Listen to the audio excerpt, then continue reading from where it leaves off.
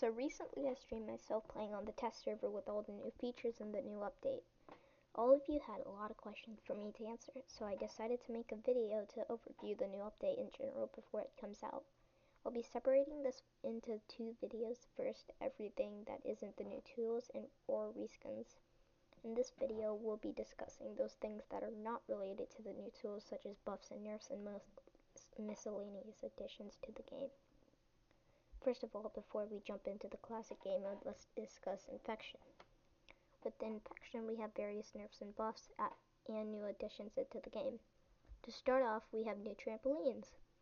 We will be only discussing the Dark Jungle map, as that is the most relevant map in this game mode. The new trampoline for the zombies is very well detailed. Instead of the classic trampoline fatigue, this trampoline only for the zombies doesn't have any fatigue. It can also be charged up as long as you don't stand on it. To survive as this zombie, the zombie trampoline will actually ragdoll you mid-air, which might even kill you. Jumping into the buffs and nerfs in Infection, Dark Heart finally got a nerf in Infection. Now the lifesteal is halved by damage and you get from the zombies. Also, another major nerf is to bomb jumping. Bomb jumping has been nerfed entirely in all game modes, but especially in Infection. In Infection, bomb jumping mobility will be halved in mobility, which is horrible for the survivors.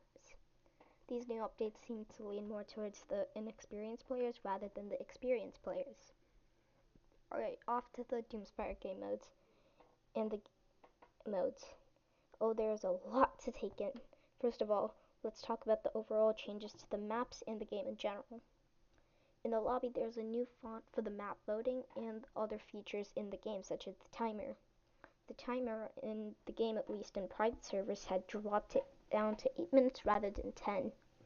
The outside lobby is now decorated with different leaf colors such as red and orange to more fit the season. And now there is a counter to how much health you have rather than the estimate you get. There are also new Easter eggs in maps like Ishang and Jungle. There is also a new feature which will make a ton of people quit the game, jump fatigue. If you do not know what jump fatigue is where a feature in the game lowers the mobility and spam jumping. This will make stalling not as used as the other two playstyles now. This was a very controversial choice by Polly since the jump fatigue is quite high now. In the logbook, which is an underrated feature, there are now seasonal stickers which note which weapons are limited to seasons and events, such as the candy cane, which is now officially confirmed to be coming back in the Christmas update this year. We'll have to look forward to that update, but right now we're discussing the Halloween update. There will be probably new codes, we haven't learned of them yet, but there are 30 new stickers and 2 new weapons plus 4 new reskins in the update. But we'll discuss those in the video. Alright, moving on to the buffs and nerfs in the game in the Doomspire game modes.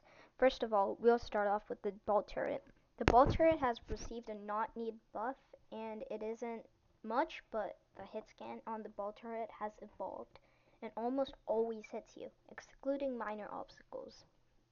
The Bombardier, aka Star Blaster, has suffered a modest nerf. The blast radius has been reduced, which was well needed, and the unique arc of the Bombardier has also been changed. Instead of going higher and higher, then ultimately coming down, it will now go a bit lower and then come down. It will change the amount of players using this tool drastically. The Crystal Blaster is now not overpowered. Although many users of this tool might still use it, the Crystal Blaster used to be able to shoot in a reload rate of 3 seconds, but now it is only 4 seconds.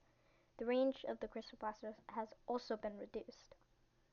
The Greatsword was buffed in the new update, and it now boosts your range while you're striking with the weapon, and it will provide a ragdoll resistant feature into the tool. Since of this, I think that the Greatsword will become one of the new meta weapons. The Hatterang was nerfed hard. Polyx has nerfed the stalling meta heavily, but they did not leave it at that.